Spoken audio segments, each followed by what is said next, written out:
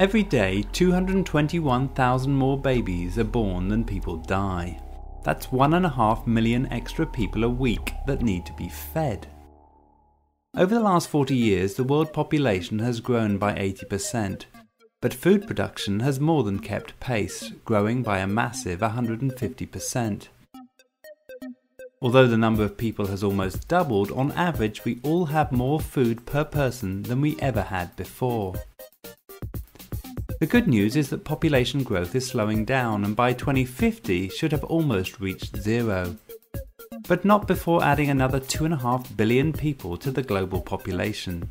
That's 9.2 billion people, 34% more than there are right now, and 60% of them living in Asia. And here's the problem. Much of the vast increases in food production came in the 1970s in what is known as the Green Revolution.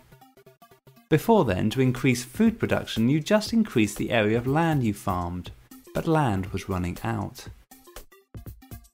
So in the 70s, new fertilizers, pesticides and seed variations were used to increase yields, allowing for much bigger harvests from the same plots of land.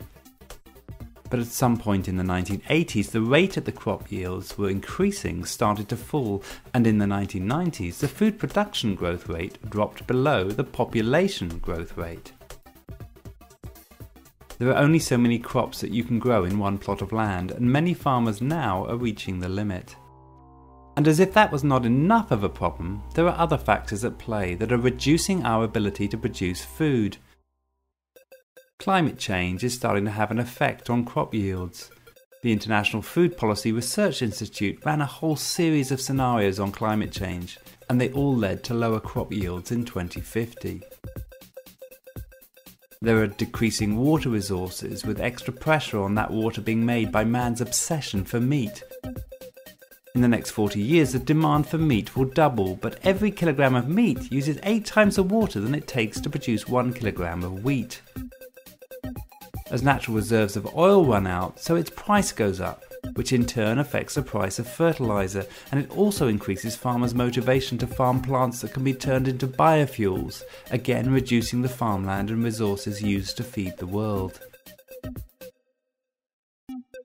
Over the next 5 weeks, I'll be travelling across Asia to discover how this looming food shortage will affect the poorest communities, and to meet innovators who seek to find solutions.